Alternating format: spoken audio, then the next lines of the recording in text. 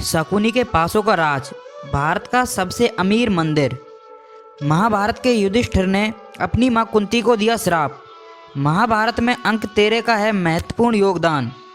इस मंदिर में भगवान जी के आते हैं पसीने। और भी काफ़ी इंटरेस्टिंग फैक्ट्स जो कि काफ़ी रोचक और चौंकाने वाले हैं, तो वीडियो को बिना स्किप किए हुए लास्ट तक देखना। और वीडियो अच्छी लगे तो प्लीज़ वीडियो को लाइक कर देना, शेयर कर देना और चैनल को सब्सक्राइब कर लेना। Fact number 11, Shakuni. इसको तो कौन नहीं जानता होगा। शकुनी हस्तिनापुर के महाराजा धृतराष्ट्र की पत्नी का भाई था। शकुनी जुआ खेलने में माहिर था, जिसकी हर चाल उसके पक्ष में जाती थी। आखिर ऐसा क्या था कि शकुनी के पासे में जो उसके इशारों पर चाल चलता था। तो दोस्तों मैं बताता हूँ कि यह काफ़ी रोचक बात है। शकुनी की जीत का राज उसके पासों में छिपा हुआ था। कैसे कि शकुनी चौसर में जिन पासों का इस्तेमाल करता था वो कोई आम पासे नहीं थे। कहते हैं कि ये पासे शकुनी के मृत पिता की रीढ़ की हड्डियों से बने हुए थे और यही वजह है कि वो अपनी हर चाल में सफल हो पाता था। कहा जाता है कि शकुनी के पिता की आत्मा इन पासों में रहती थी। शकुनी के पासे ही महाभारत की असली जड़ थे। फैक्ट नंबर 10, सूर्यपुत्र अंगराज कर्ण का वध कुंती पुत्र अर्जुन ने, यानी अपना ही भाई ने, ना चाहते हुए भी अंजलिक अस्त्र से किया था। इस अस्त्र के कारण कर्ण का मस्तिष्क पृथ्वी पर जा गिरा था, जो कि काफ़ी गमीन दृश्य था। फैक्ट नंबर 9, त्रिवेंद्रम में पद्मनाभ स्वामी मंदिर देश का सबसे अमीर मंदिर है। यह भारत के केरल राज्य के तिरुवनंतपुरम शहर में स्थित है। माना जाता है कि केरल के इस मंदिर में सबसे कीमती गहने हैं, जो कि सोने, चांदी, हीरा आदि से बने हुए हैं। और कुछ मीडिया रिपोर्ट्स भी बोलती हैं कि इस मंदिर की कुल संपत्ति 20 अरब डॉलर से अधिक है।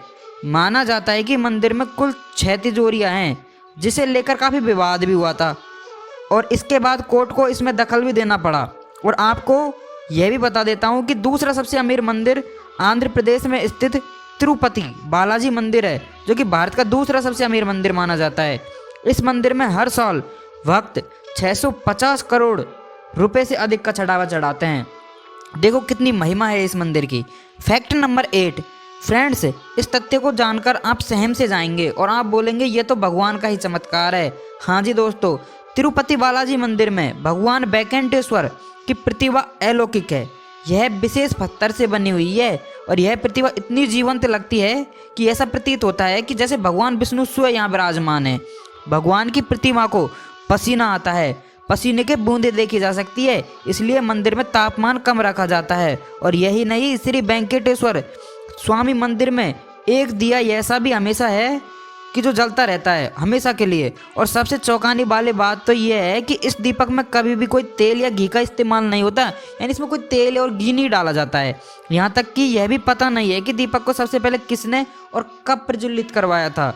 लेकिन देख लो भगवान की क्या असीम माया है कि यह दिया कभी बुझता नहीं है, हमेशा के लिए जलता रहता है। फैक्ट नंबर 7, महाभारत के युद्ध के बाद युधिष्ठिर ने कहा, इन सभी योद्धाओं के वध के बाद मुझे पता चला कि कर्ण मेरा भाई था और उनका जन्म सूर्यदेव और मेरी माँ के मिलन से हुआ था। उन्हें सारी दुनिया राधा का पुत्र मानती थी, लेकिन वास्तव में वह मेरी माँ के सबसे बड़े पुत्र थे। मैंने अनजाने में उन्हें मार दिया। ये बात मुझे अंदर से खाई जा रही है। न तो अर्जुन और ना ही भीम, ना ही दोनों छोटे भाई जानते थे कि कर्ण हमारे सबसे बड़े भाई हैं। हालांकि कर्ण जानते थे कि हम उनके छोटे भाई हैं।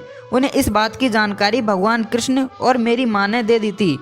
दुर्योधन के साथ उनके घनिष्ठ संबंधों के कारण वे हमारे पक्ष में नहीं आ सके।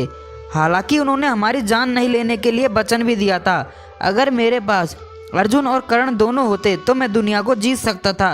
यह कहते हुए युधिष्ठिर भावुक हो गए और उनकी आंखों में आंसू बहने लगे।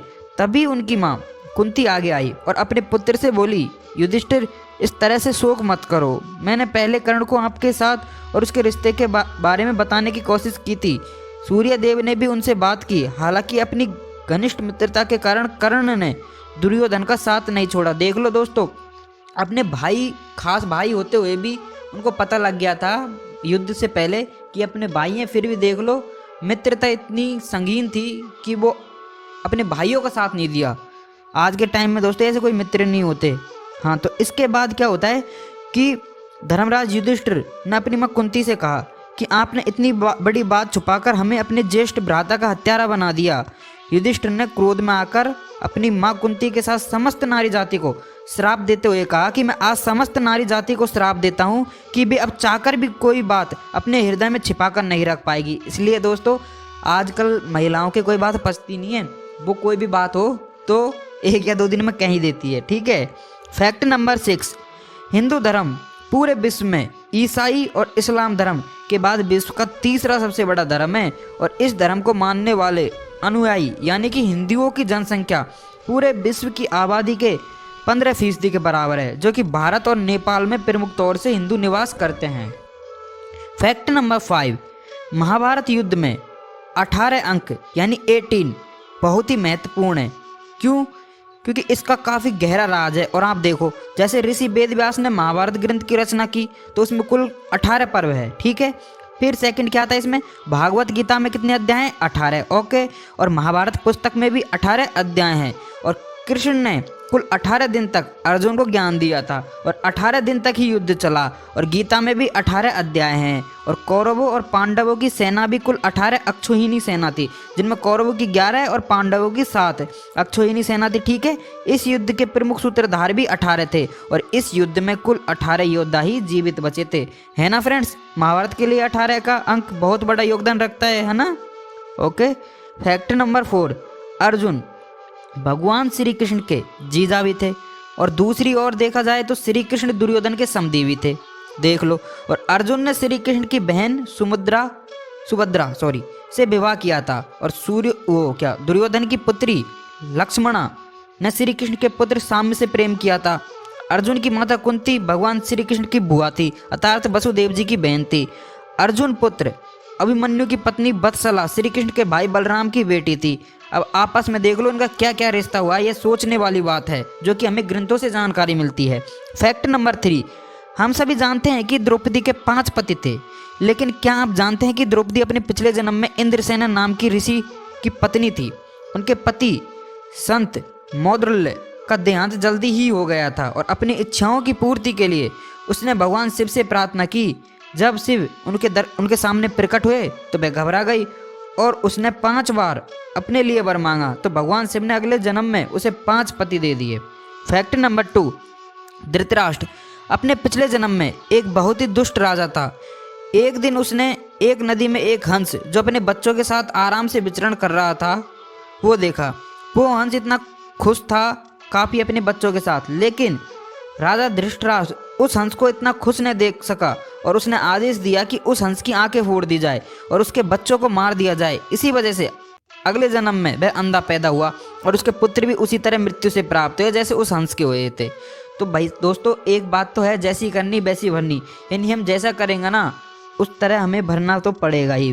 फैक्ट नंबर 1, कृष्ण के भाई बलराम बहुत शक्तिशाली थे। उन्होंने भी काफ़ी युद्ध लड़े, लेकिन उनके महाभारत के युद्ध में शामिल नहीं हुए क्योंकि वो कौरवों और पांडवों के समान मित्र थे। उन्होंने कृष्ण को भी दोनों के बीच में पड़ने से मना किया था। इसलिए श्री कृष्ण ने युधिष्ठिर से उन्हें या फिर उनकी सेना में से एक को चुनने के लिए कहा। युधिष्ठिर ने उनकी सेना को चुना, इसलिए श्री कृष्ण भी केवल अर्जुन के सारथी बने। बाद में बलराम जी की मृत्यु समाधि लेकर हुई थी। तो दोस्तों आज के लिए इतना ही। अगर आपको वीडियो पसंद आए तो प्लीज़ दोस्तों यार लाइक कर देना, शेयर कर देना और कमेंट करके बताना कि आपको वीडियो कैसी लगी। और दोस्तों काफ़ी मेहनत लगती है यार वीडियो बनाने में, यार हर चीज़ खोजी जाती है, तो प्लीज़ दोस्तों चैनल सब्सक्राइब ज़रूर कर लेना यार।